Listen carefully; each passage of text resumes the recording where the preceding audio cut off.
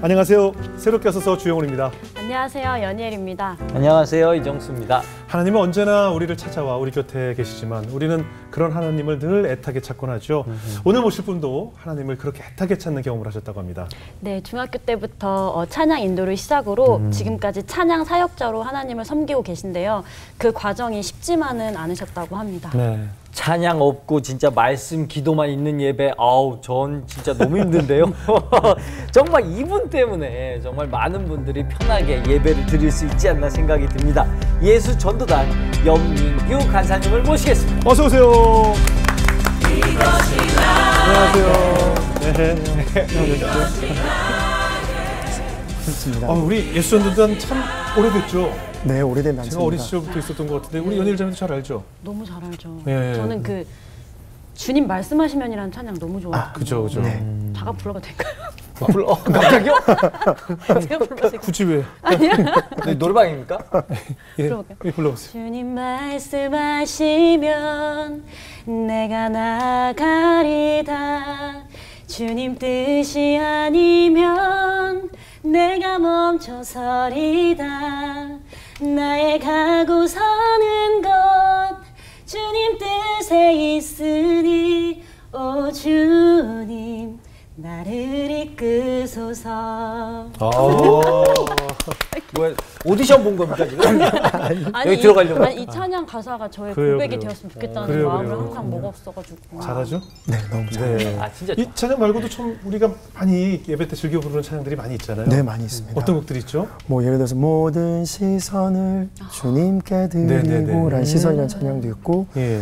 은혜로다 맞는 주의 은혜로다. 은혜 나 이 노래 좋아. 네, 이 노래를 있고 뭐 수련회 때는 주 날 구원했으니 어찌 잠잠하리 멈출 수 없네 멈출 수 없네 이런 노래도 있고요. 또 축복송도 많이 있습니다. 그렇죠, 그렇죠. 네. 덕분에 우리가 예배 드릴 때마다 참 은혜롭게 예배를 드릴 수 있으면 참 감사합니다. 네네. 그래서 저희가 이렇게 찬양 영상을 보다 보니까 이렇게 좀 늘 이렇게 찬양 사역자가 좀 바뀌는 것 같은데 팀 네네. 구성이 좀 많죠? 인원이? 네, 저희가 팀 인원이 22명 되고요. 예. 물론 이제 예배를 돕는 스태프들은 더 많이 있는데 예. 저희 뭐 연주자들 그룹은 연주자가 한 10분 정도 있고 네. 보컬이 7명, 또 미디어 하는 담당하는 사람도 있고 예. 또 엔지니어 2분 계시고 네, 그 정도 있습니다.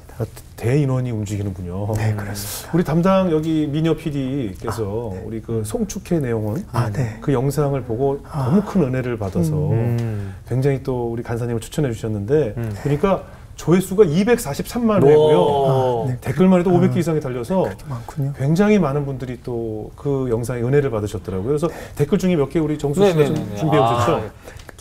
저기가 엄선했습니다. 찬양을 들으니 갑자기 눈물이 나네요. 영혼을 만지는 특별한 임재가 있는 성령의 기름 부으심이 있는 찬양입니다.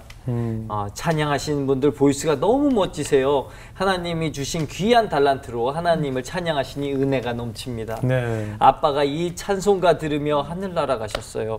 아빠 등을 쓰다듬어 주면서 이 찬송가를 부를 때 아픔도 잠시 잊고 살포시 웃던 그 모습이 떠오릅니다.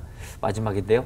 전 매일 아침 간사님 부르는 축성의 내 영혼을 들으면서 운동으로 힘찬 하루 시작해요. 얼마나 힘이 납니까? 야, 어때요? 좋죠? 악플도 있으면 좀 몇 개 소개해 주세요. 악플 없어요? 정말 우리 새롭게 해서도 악플 많이 달리거든요. 네. 어때 이런 글을 받으면 굉장히 힘이 나죠? 네, 힘이 나죠. 사람이다 보니까 그러기도 하고요. 또 네. 생각해 보니까 말씀하신 거 들어보니 그러니까 저 혼자만의 예배하는 게 아니라 이제 함께 예배하는 거다 보니까 또 그런 시너지들이 더 많이 전달이 되는 것 같습니다. 그래요. 지금 말 나온 김에 지금 얘기한 그 송축회 내용은 네. 이 곡 좀 청해 드릴 수 있을까요? 네, 알겠습니다. 바로 그 찬양 청해 드리겠습니다. 해가 뜨는 새 아침 밝았네. 이제 다시 주님 찬양. 무슨 일이나 어떤 일이 내게 놓여도 저녁이 올 땐 나는 노래해.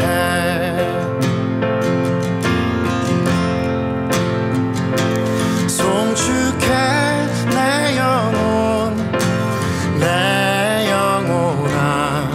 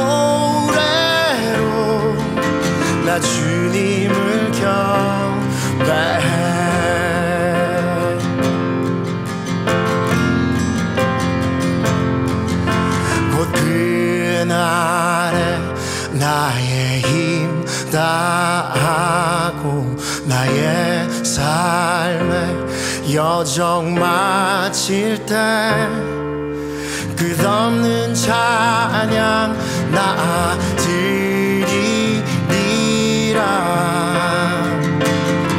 수많은 세월 지나 영원히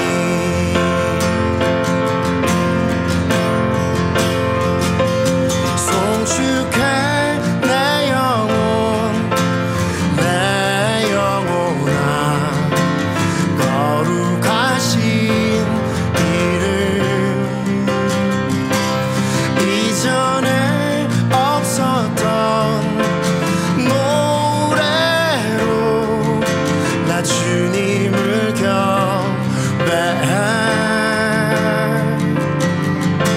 나 주님을 경배해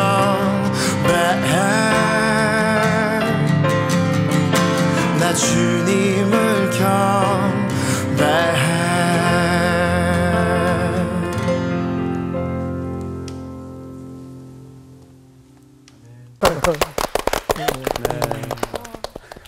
녹화일 기준으로 어제 집회가 있었을 테고, 네, 맞습니다. 그죠? 어제도 또 많은 찬양을 부르셨을 텐데 힘들진 않았어요? 네, 그래도 예배하는 게 정말 어쨌든 저희는 예배하면서 또 거기서 힘을 얻으니까요. 그죠, 그죠. 네, 그래서 물론 몸은 좀 피곤한 건 있는데요. 네. 너무 좋습니다. 예. 앞서 오프닝에 소개 올렸지만 중학교 시절부터 네. 찬양하시는 게 좋으셨나 봐요. 어떻게 찬양을 시작하셨어요? 제가 사실 찬양하는 게 좋았다기보다는 음악을 듣는 걸 좋아했거든요. 네네. 그래서 뭐 이렇게 흑인 음악들도 많이 듣고 자랐는데 네네. 아버지가 특별히 음악을 좋아하셨어요. 아. 그리고 결정적으로 이제 찬양 인도를 하게 된 계기는 네. 지금까지 이렇게 인도하게 될 줄은 몰랐는데 네. 중학교 2학년 때 그 교회 보면은 이렇게 예쁜 누나들 있잖아요. 절대적인 동기부여죠. 찬양팀을 들어와라. 절대적인 동기부여. 라고 얘기해서 뭐 사실 어떤 동기부여가 다른 게 없었어요. 네. 들어와라 그러니까 예쁜 누나가. 예. 네네 들어가서요. 그래서 제일 처음 시작한 건 노래가 아니었고요. 그때 율동이라 그랬거든요. 네, 그래서 예. 율동을 많이 했어요. 예. 근데 참 제가 율동하는 제 모습을 거울로 본 적이 있거든요. 네. 그러니까 참 즐거운 일인데 슬프더라고요. 왜요? 아. 제가 그걸 하는 게 전 너무 싫었어요, 사실. 네. 그러다가 결정적으로 제가 찬양 인도를 처음 해보게 된 거는 교회 선생님께서 원래 찬양 인도를 하셨는데 그날은 무단 결근이라 그래야 되나요? 이유는 알 수 없는데 그 이후로 못 뵀거든요. 그러니까 안 나오셨어요. 그러면서 유선 전화로 교회로 전화를 걸어서 네. 제 이름을 정확하게 언급하시고 민규가 네. 찬양 인도를 했으면 좋겠다. 라고 전달을 하셔가지고 제일 처음으로 거기서 이제 앞에서 마이크를 잡고 이렇게 노래를 하는 시작이 찬양 인도였어요. 중학생 때? 중학교 2학년이었습니다. 야. 근데 어때요? 그 찬양 인도도 사실 쉽지 않은데 어떤 믿음에 대한 뭔가 확신이 있어야 되잖아요. 그냥 뭐 노래하는 것이 아니니까. 어느 날 고3 때였거든요. 네. 하나님이 정말로 살아계신가? 라는 질문이 제 안에 이제 생기기 시작했어요.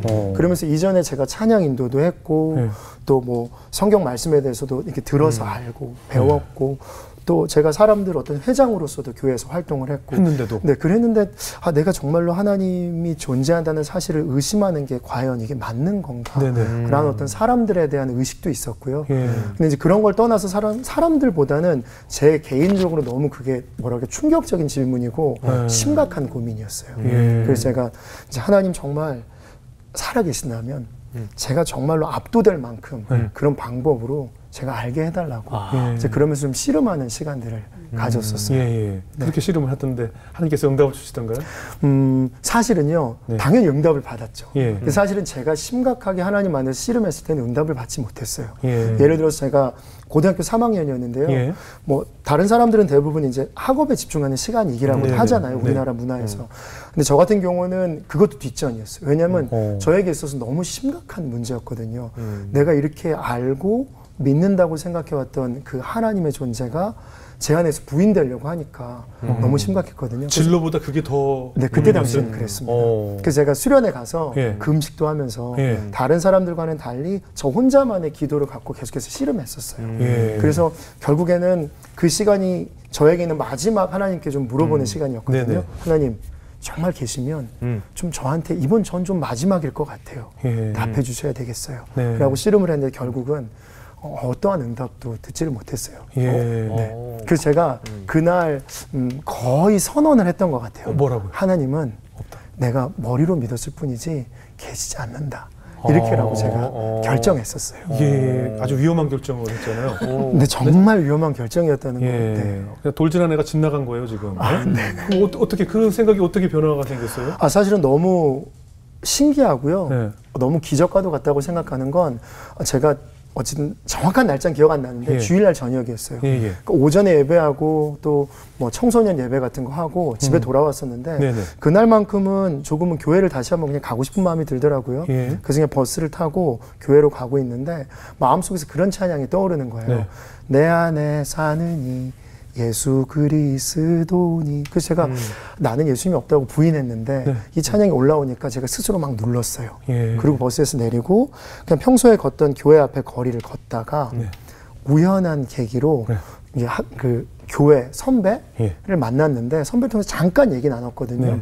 그리고 나서 거기에서 찬양 가사 하나가 또 하나님께로 더 가까이 뭐 갑니다. 네. 고통 가운데 계신 주님. 그 가사를 그냥 들었어요. 그리고 이제 선배는 지나가고.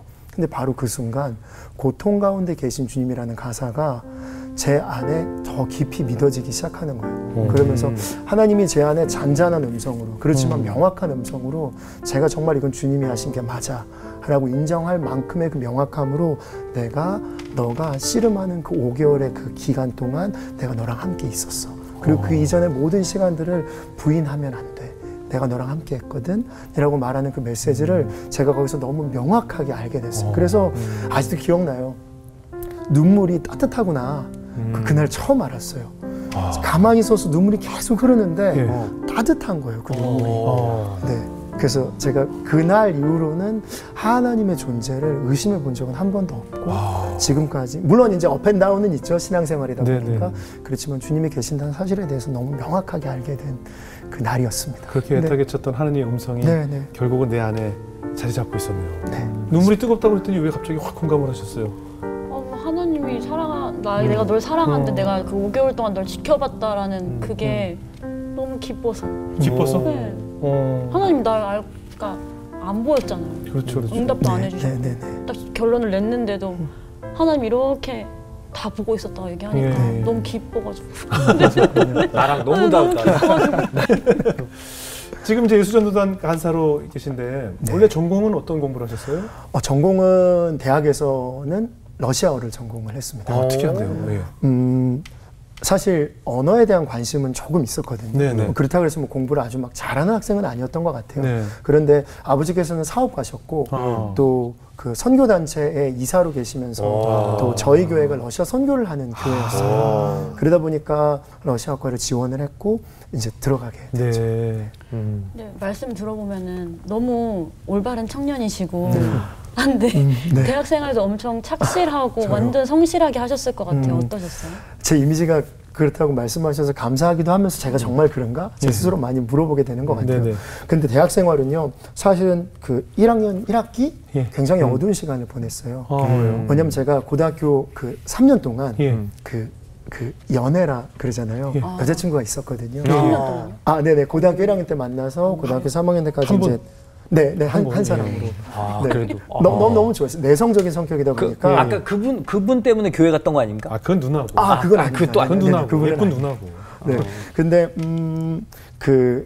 잘 만났는데 네. 원래 이렇게 수능을 제 당시에 치르고 나서 이제 가나다라 전형을 이렇게 원서를 넣을 때 기간이 있잖아요. 그래서 예. 그 기간 동안은 그냥 우리가 여기에 좀 집중하자. 예. 그리고 그냥 안 만나고 있었는데 그 전형이 지나고 나서 전화도 잘 안 되고 연락도 안 되고 그래서 무슨 일이지? 딴 사람 만나는 거지. 그럴 수도 있었는데 그러면 차라리 낫었을 것 같아요. 근데 제가 서로 아는 그 친구를 통해서 이 친구가 미국으로 갔다라는 소식을 들었어요. 전 믿어지지가 않았죠. 그러다 보니까 제가 큰 상실감이 왔었어요. 네. 그러니까 하나님의 존재에 대한 어떤 그 확신과 의심과 상관없이 예. 그냥 제 안에는 제가 정말 좋아했던 그 여자친구가 떠났다는 사실이 깊은 상실로 다가왔거든요. 예. 그러다 보니까 부모님한테 학교 간다고 말하고 예. 그 여자친구 집이 보이는 저 멀리 정류장 하루 종일 정말 간 거 아닐 거야. 그러면서 거길 쳐다보기도 하고 또 학교에 가서는 남들 다 중간고사로 보러 가는데 내가 굳이 중간고사 볼 필요가 있나? 그러면서 그냥 반대로 걸어 내려오고 그러기도 하고 또 가장 남는 이슈 중에 하나는 제가 좀 망나니 같았던 것 같아요. 바른 청년이라고 말씀하셨는데 예전도다는 그 매일마다 그 같이 하기로 한 약속한 프로그램들이 있거든요. 뭐 예를 들어서 월요일 날은 뭐 리더 모임, 뭐 화요일 날은 수요일 날은 중보기도 뭐 이런 게 있었는데 제 기억이 중보기도 하는 날이었어요. 그리고 꽃샘추위가 있는 한 4월 정도였던 것 같거든요. 선배님들 다 와가 대부분 선배였어요. 선배들이 와가지고 거기서 이렇게 뭐 학교를 위해서 기도하기도 하고 또 나라를 위해서 기도하기도 하고 했는데 저는 정확하게 그냥 설명을 드리면 튀김 우동 이렇게 따뜻한 물 부어서 거기에다가 손가락만한 소세지 넣고 그걸 들고 올라와서 기도하고 있는데 라디에이터 옆에 앉아서 그거 후루룩 먹고 냄새 풍기면서 이제 그런 뭐라 그럴까 좀 나쁘네요. 근데 좀 이상한 혼나야 되는 그 정도 갖고 망난이라고 표현하신 거예요? 그런 거. 그 정도가 엄청난 일탈이셨나 봐요. 더 있는데요. 더 있는데. 그게 일탈이 그게 그렇구나. 그래요? 지금 얘기한 방송 못 나갈까 봐 여기까지 하신 거예요. 그랬어요. 네네네. 그랬는데 생각해 보면 그냥 아무도 저를 혼내질 않았어요. 그래서 근데 그냥 계속 그렇게 방황 아니면 상실 이제 그런 시간들로 계속 대학생의 그 초년생 시절들을 그렇게 보냈었어요. 그러다가 어떻게 변화가 생겼어요? 사실 변화라기보다는 변화를 이렇게 맞이했던 것 같아요. 네, 어떻게요? 왜냐면은 이게 제가 이런 모습을 당연히 부모님이 가장 가깝게 아시잖아요. 그러다 보니까 특별히 어머니가 좀 몰래 많이 우셨던 것 같아요. 아들이 말도 안 되는 어떤 그런 상실 속에 저 정도는 사실은 이제 20살 정도 된 나이가 앞으로 더 인생이 많은데 왜 그런 일 때문에 아들이 저렇게 힘들어하고 어려워할까. 그래서 이제 두 분이 결단을 내리셨던 게 제가 전공이 러시아어 그리고 러시아에 선교사님 계시고 어차피 언어기 때문에 현지에 가서 공부해 볼 수 있는 뭐 그런 계기도 되고 환경을 바꿔버리고 싶으셨던 것 같아요. 그래서 러시아 비행기 티켓을 다 끊으셔서 날짜를 정해서 그냥 러시아로 이렇게 유학인데 강제 유학. 네네 제가 그냥 보냄을 받은 것 같아요. 그래서 러시아에 가게 됐습니다. 러시아에 미녀들 많잖아요. 뭐 제가 그렇게 수업을 들으면서 그런 얘기를 그걸로 치유 받으라는 거 아닐까요? 그러니까 러시아 뭐 처음부터 들었는데 러시아 가면 다 빅토리아 세크레트 모델들이잖아요. 있긴 있더라고요. 그죠? 네네. 그 어땠어요? 러시아의 생활은 어떠셨어요? 아버지가 환경을 그냥 바꾸신 거네요. 네, 바꾸셨어요. 러시아는 어땠어요? 아시다시피 러시아는 빨리 겨울이 오거든요. 그렇죠. 그러다 보니까 그러니까 제가 갔을 때는 한 7월경이었는데 백야 현상이 있어서 사실은 굉장히 낮이 길었어요. 그래서 4시면 도서관이 문을 닫는 거예요. 그렇지만 이제 언어를 배우러 갔으니까 어쨌든 언어 공부를 해야 되니까 숙제를 했어요. 뭐 제 어떤 상실감과 상관없이 그냥 해야 되는 거 했거든요. 그리고 뭐 수업 끝나면 기숙사나 아니면은 그 식당 가가지고 밥 간단하게 먹고 숙제하러 갔거든요. 그랬는데 그냥 제 안에 습관이 하나 있었어요. CD 플레이어를 가지고 갔거든요. 그래서 거기에 이제 찬양들을 한 번씩 듣고 그랬었어요. 그래서 그때 특별히 기억나는 노래가 하나님의 손이라는 찬양이었는데 꼭 찬양만 들은 건 아닌데 정확하게 하나님의 크신 사랑, 하나님의 손이 나를 안는다라고 말하는 그 메시지가 흘러갈 때 그 되게 일찍 눈이 왔고 차가운 그 공기랑 상관없이 그 도서관을 내리쬐는 따스한 햇살이 저를 이렇게 비추더라고요. 그때 정말 하나님의 손이 이렇게 따뜻하구나 라는 부분들을 경험하기 시작하면서 그런 경험들이 하루 있고 이틀 있고 3일 있고 이제 늘어가기 시작하면서 그런 시간들이 저를 녹여가고 변화시켜갔던 시간이었어요.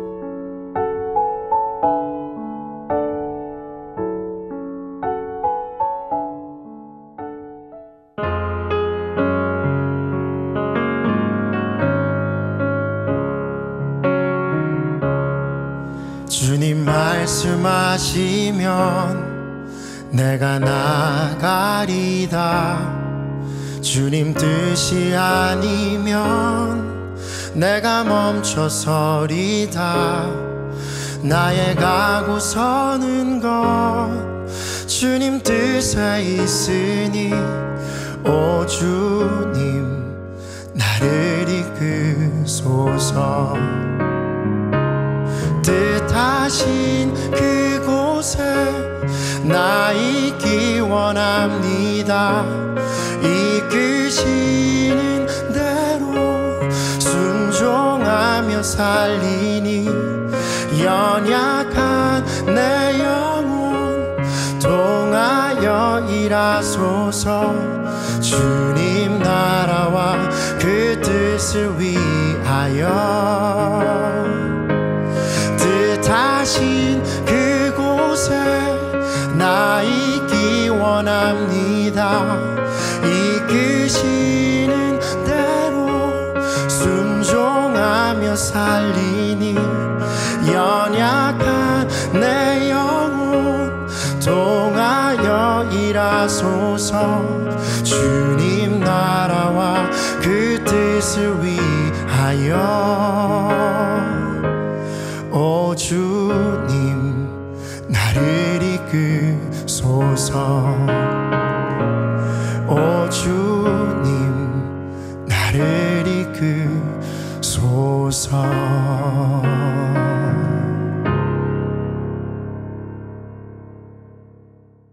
결국에는 제가 대학원을 졸업할 즈음에 09년도에 예. 그 미국 내시빌을 방문할 기회가 있었어요. 그 미국은 그 크리스찬 그 음악 시장 자체 네. 규모가 그쵸. 크다 보니까 그때가 이제 GMA 위크라 그래서 네. 가스펠 뮤직 어워드, 그러니까 크리스찬 음악들에 대한 한 해 동안의 그 어떤 라디오 차트나 여러 가지 인기도를 통해 가지고 시상을 하는 시상식 주간을 일주일 동안 했거든요. 예, 근데 거기를 여러 군데를 이제 방문하다 보니까 너무너무 하나님을 예배하는 그 문화와 그 모든 사람들이 너무 멋지더라고요. 네. 그러니까 크리스천 음악가로도 멋있지만 신앙을 가지고 복음을 말하는 게 너무 멋있다는 걸 봤어요. 근데 동양인이 없더라고요. 아. 네, 물론 이제 서구의 문화이고 서구에서는 어워드다 보니까 특히 내시빌에서 했으면 네네. 그래서 백인들도 많고 예. 그러니까 유색인종들 많이 없었던 예, 것 같아요. 예. 그러다 보니까 그냥 막연하게 예.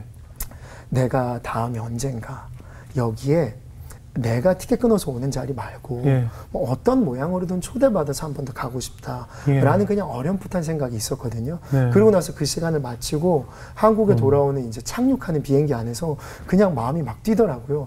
나 이거 한번 도전해 볼까? 나 아무것도 없는데 네. 해놓은 것도 없고 해본 것도 없고 내가 가진 은사도 사실 얼마나 있는지도 사실 모르겠고 근데 한번 해볼까? 그러면서 이제 쿵쾅쿵쾅거리고 돌아와서 부모님께 저 이거 한번 해보고 싶어요. 라고 이제 말씀드린 게 결정적인 계기이고 어떤 과정이 됐습니다. 부모님 뭐라고 하시던가요? 엄청난 반대를 하셨죠. 반대를 하시죠. 네. 예. 가장 기억에 남는 그 예. 아버지를 통해서 들었던 이야기 하나는요. 예. 그때 저는 이제 결혼을 2010년에 했는데요. 네네. 그러니까 지금 결혼한 아내, 그때 당시 여자친구랑은 결혼을 준비하고 이야기하는 단계였어요. 네네. 그러다 보니까 아버지께서 말씀하셨던 게, 야, 너 그 길을 지금 갑자기 가기 시작하면 너 결혼도 못할 수도 있어. 그리고 대부분의 특별한 은사가 있는 사람들이 이렇게 갑작스럽게 전환을 해서도 성공하는 것이 어려워. 근데 아버지가 저를 이제 폄하한 건 아닌데 그냥 이제 아버지 말씀에 답답함에 너는 근데 지금 그렇게 바꿔서 가면 뭐 그 장래에 대해서 어려울 거야. 뭐 이렇게 말씀하셨던 기억이 정확하게 나요. 그래서 방으로 들어가서 나이가 그래도 한 20대 후반이었는데 네. 눈물이 나더라고요. 아까 대기실에서 우리 정수영 씨도 저한테 형 예수전도단 간사하면 얼마나 벌어? 뭐 물어봤죠. 궁금해, 되게 궁금하더라고. 그 인기 있는 얼마나 보니까 많이 버나? 잘 벌어? 그래갖고 아니 여기 말씀 중에 인터뷰 내용은 저희가 미리 대본을 보잖아요. 이제 전임 사역자가 되면서 뭔가 나는 이제 걱정하지 않게 됐다. 걱정하지 않았다. 내 먹고 사는 거에 걱정하지 않게 됐다. 그래서 이거 벌이가 많아져서 그런 건가? 그럼 그건 대답 안 하셨겠네요. 네네. 그런 건 아니었던 것 같은데요. 그 뭐라 그럴까 재정에 대해서 많이 걱정은 안 했던 것 같아요. 그러니까 너무 몰랐고요. 몰라서. 그런 부분에 있어서 그냥 철없고 사실 그런 게 더 맞았던 것 같아요. 그렇죠. 근데 사실 같이 동역하고 있는 제 선배된 그 뭐 예수전도 전임 사역자들 보면 사실 정말 힘겹게 씨름하시면서 재정적인 걸 갖고도 사역하시거든요. 물론 그렇다고 해서 이분들이 절대 가난하신 분들이 아니에요. 마음이 부유하고 하나님의 부르심에 대해서 너무 명확하기 때문에 늘 이렇게 부자처럼 사는 정말 분들로 사시는 분들이셨기 때문에 제 안에는 그때 이제 처음으로 갈등이 온 거예요. 아까 말씀드린 것처럼 내 인생에 재정적인 부분에 있어서 나는 정말 서포트를 받고 자랐구나. 그러니까 이 길을 결정하게 될 때가 결정하게 되면 결혼을 앞두고 있기도 하고 또 그 부르심을 가게 되면 재정적인 분명히 어려움은 봉착하게 되겠구나. 그렇죠. 라는 걸 이제 생각하게 됐어요. 그런데 이런 계기를 한번 맞았어요. 네네. 제가 평소에 잘 알고 있었던 그 예수님 말씀하신 부자 청년의 비유. 그리고 또 제가 우연한 계기로, 우연은 없지만 또 제가 듣는 특별히 제 마음을 뚫고 갔던 그 어떤 그 말씀 사역자의 메시지. 그걸 통해서 부자 청년의 비유를 알게 됐어요. 그러니까 다시 한번 생각하게 됐어요. 그래서 예수님을 따르려면 내 안에 있는 부요함들을 버리고 주님을 의지하는 삶을 따르기로 결정해야 되겠구나. 그런 부분들에 대한 메시지가 저한테 되게 명확하게 와서요. 그때 이런 기도는 처음 했어요. 하나님, 제가 주님을 따라가기로 결정을 해요. 사실 저는 이전의 삶이 좀 평탄했고 앞으로도 어떻게 살아야 될지 잘은 모르겠어요. 그렇지만 제가 이 삶을 결정하고 따라갈 때 이 삶을 따라가는 제 동시대의 사람들 아니면 제 후배들이 이 삶을 따라가는 사람들이 하나님 때문에만 만족하는 그런 삶들을 경험할 수 있도록 제가 거기에 부분적인 모델이 되고 싶어요. 그래서 제가 한번 따라갈 수 있도록 주님 그렇게 해주시면 안 되겠어요. 그러면서 이제 제가 마음으로 결정한 게 처음 이런 사역에 있어서 처음으로 사역하기로 결정한 거고 재정의 어려움에 대해서도 제가 이제 씨름하기로 결정한 거고 벌이가 어느 정도 되냐고 물어보셨잖아요. 얘기 안 하셔도 돼요. 그래요? 근데 그런 생각이 들더라고요. 이제 궁금해요. 제가 벌이라기보다는 그렇죠. 저 같은 경우는 사역을 하다 보니까 교회에서 그렇죠. 서포트해주는 사례가 있고 또 말씀드린 월급도 나오나요? 네, 월급처럼 이렇게 월로 이렇게 주시고요. 그러니까 저 같은 경우는 아주 보편적인 건 아닌 것 같아요. 근데 저는 그렇기도 하고 아까 말씀드린 것처럼 가정이 또 저희 예수원단의 사역은 대부분 혼자 하는 게 아니고 그렇죠, 가정이 할 수 있도록 또 콜링을 하거든요. 그러다 보니까 지금은 이제 제 아내, 아이들 포함해 저희 부모님까지도 이 사역에 대해서 서포트를 하고 계시기 때문에 또 그분들을 통해서 저는 재정의 공급을 또 어느 정도 받고 있기도 합니다. 그렇구나. 답이 됐어요? 네네. 근데 제가 보편적인 건 아닌 것 같습니다. 그러면 잠깐만. 그러면은 그 어머니랑 아내분이랑 뭐 이렇게 해서 돈을 어디서 끌어온다는 얘기예요? 그런 건 아니죠. 죄송한데 말귀를 좀 조금씩 이제 후원을 하시는 거죠. 그렇고. 왜 해볼 생각 있어요? 네. 아니야, 저는 못합니다. 저 진짜 못합니다. 저는 그럴 수 없습니다. 뭐 항상 저도 이제 그 우리 선교사님이나 교역자들이나 또 목회자들의 본인들의 선택이지만 그를 따르는 가족들은 본인들의 선택이 아니다라고 자주 좀 말하는데 아내분이나 우리 아이들은 어떠신가요? 사실은 말씀드린 것처럼 예수원단의 사역은 혼자 하는 사역이 아니고 가정이 함께 그 부르심 안에 있도록 콜링하고 있거든요. 물론 이제 아이들이 어렸을 때는 사실 어머니 아버지가 외국도 자주 갈 수밖에 없는 게 전체 선교단체다 보니까 그런 것들이 좋고 또 많은 이모 삼촌들이랑 같이 이제 엉켜서 지내는 게 되게 좋으니까 굉장히 그런 부분들을 좋아했었어요. 근데 첫째가 이제는 초등학교 5학년이 됐거든요. 근데 친구가 이런 얘기를 저한테 물어보더라고요. 자녀가 3명? 네네, 아들 3명. 아들 셋이요? 네네. 우와. 천국 갈 거예요. 아시죠? 아들 셋 그냥 키우면 그냥 천국 들었습니다. 천국 티켓 너무 힘들어서 아들 셋은 그냥 천국이에요. 제 아내가 더 힘든 것 같아요. 아내분은 이미 천국 예약돼 있어요. 네. 그래서 아이들도 근데 힘든 게 맞는 것 같아요. 제가 아까 말씀드린 것처럼 다른 그냥 일반적인 공부를 했는데 여기서 사역하다 보니까 또 뒤늦게 그 목회학이라는 과정 안에 제가 진학을 하게 됐어요. 그래서 이제 그 공부도 병행하고 있다 보니까 제가 예배하는 일, 가정 함께 이제 제가 또 부분적으로 케어하는 일, 또 제 사람들 양육하는 일, 공부하는 일 되게 많다 보니까 사실은 이제 아이들에게 제일 시간을 할애하는 게 조금은 이제 페널티가 가는 것 같아요. 아이들한테. 첫째가 저한테 어느 날 이런 질문을 하더라고요. 아빠, 하나님 공부하는 거 하나님 시킨 거 맞아? 그래서 제가 왜? 그러니까 하나님이 시켰는데 왜 우리가 힘들까? 이렇게 이제 5학년인데 그런 얘기를 해요? 네네, 이렇게 물어보더라고요. 그래서 이제 그런 이제 에피소드도 있고 또 그래서 뭐라고 대답했어요? 미안하다 그랬어요? 아니 그런 것도 미안하다고 말하면 안 될 것 같아서요. 그러니까 제가 하는 방법은 너무 아빠로서 부적절했는지 모르겠지만 아빠도 그게 궁금해. 공감해주는. 그러면서 그러면 한번 같이 찾아볼까, 알아볼까? 뭐 이렇게 그냥. 아니, 근데 그 아이가 뭐가 힘들다는 거예요? 그 아빠가 공부하는데 왜 우리가 힘들까에? 이전보다 자신과 가질 시간들이 줄어들었다는 거죠. 아빠가 우리와 함께 시간을 못 보내서. 네네네. 그리고 저한테 정말 연락을 아직도 자주 하거든요. 남자인데도 이렇게 저를 사랑하는지 아니면은 저에 대한, 그러니까 제 표현으로는 애착은 아닌 것 같은데요. 뭐 정말 저를 아끼고 사랑해줘요. 그래서 아들 때문에 하나님 사랑이 어렴풋이 이럴 것이라는 부분들을 많이 경험하기도 해요. 그래서 아이들이 그래도 지지해주고요. 또 아내도 또 많이 지지해주고 있습니다. 물론 되게 힘든 거는 그렇죠. 맞습니다. 그래도 동성이니까 뭐 쓰는 장난감이든 옷이든 여러 가지 다 물려줄 수가 네, 있어서 좋잖아요. 저도 이제 딸만 셋이다 보니까 아주 편하거든요.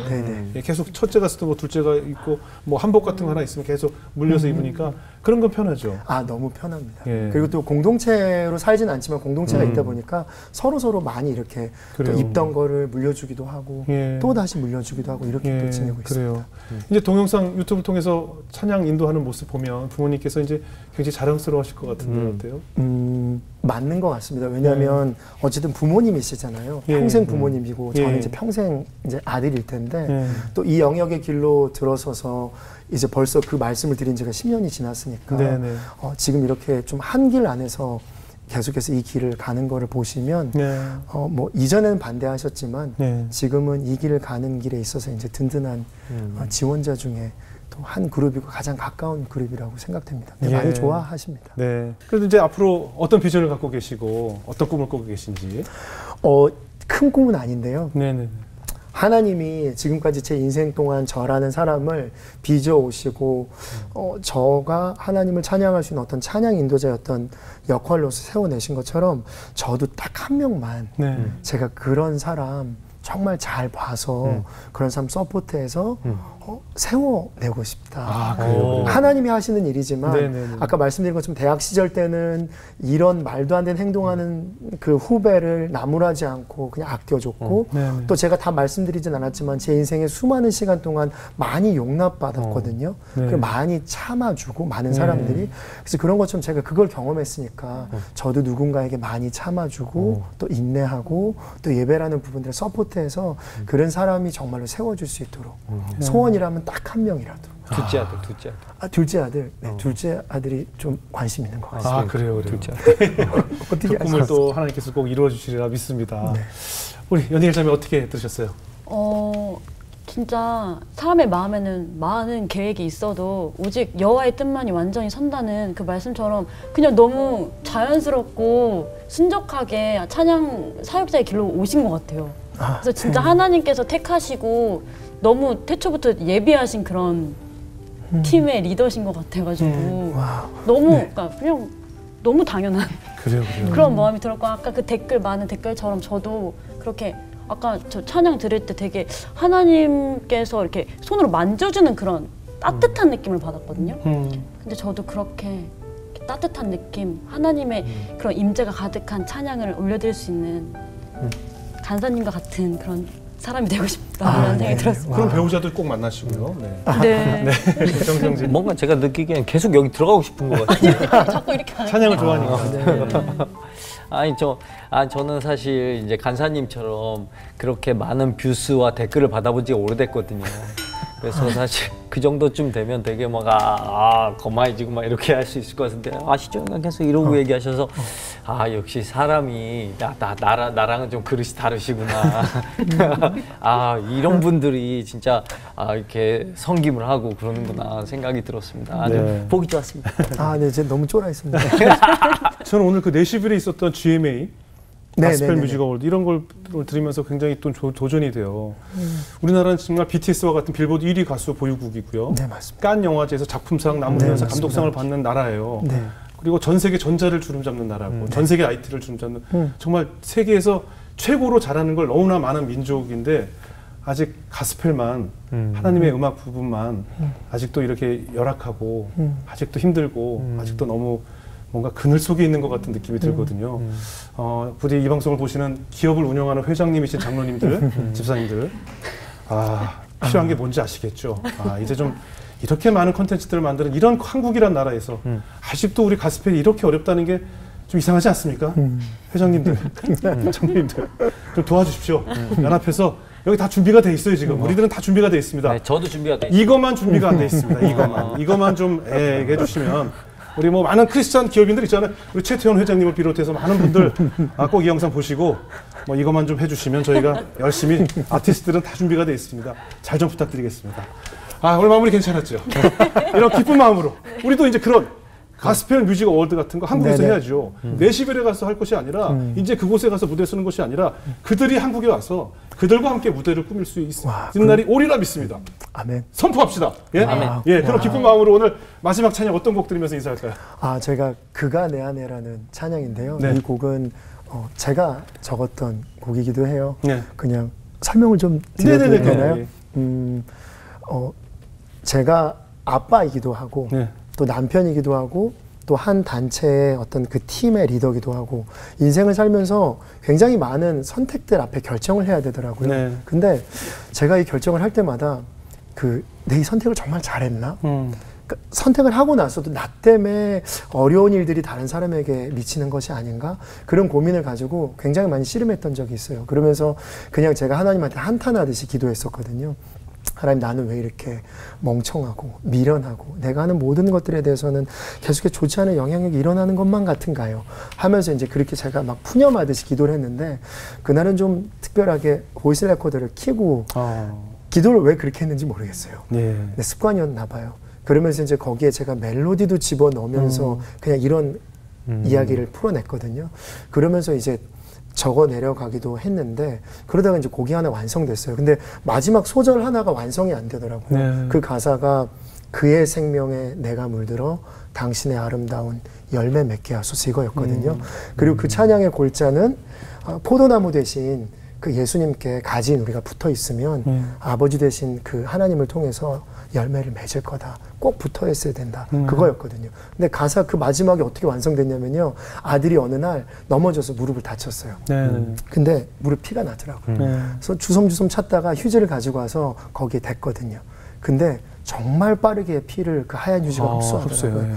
근데 그거를 그냥 기억하고 그날 밤에 누웠는데 마음속에 하나님한테 물드는 삶은 이렇게 급속도로 아니면 또 서서히 물드는 삶이구나. 그러면서 그냥 그의 생명에 내가 물들어 당신의 아름다운 열매 맺고 싶어요. 저는 제 선택에 있어서 늘 이런 이렇게 부족하다고 생각하고 망설이지만 그러면서 그가 내 안에라고 적어봤습니다. 예, 네. 오늘 그 찬양 들으면서 우리 간사님과 인사 나누겠습니다. 오늘 귀한 간증 고맙습니다. 네, 감사합니다. 네.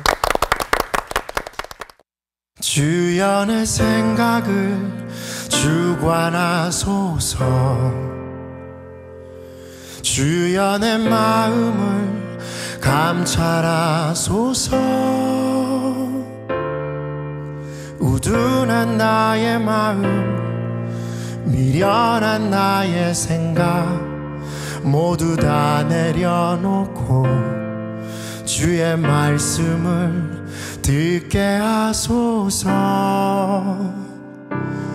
그가 내 안에 내가 그 안에 당신은 포도나무 나는 가지 그의 생명에 내가 물들어 당신의 아름다운 열매 맺게 하소서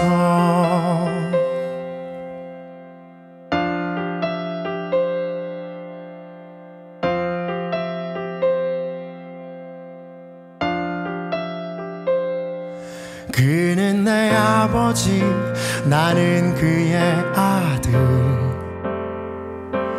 사랑의 노래로 나를 부르시네 긍휼한 주의 마음 선하신 주의 생각 빛으로 비추시고 주의 마음을 알게 하소서 그가 내 안에 내가 그 안에 당신은 포도나무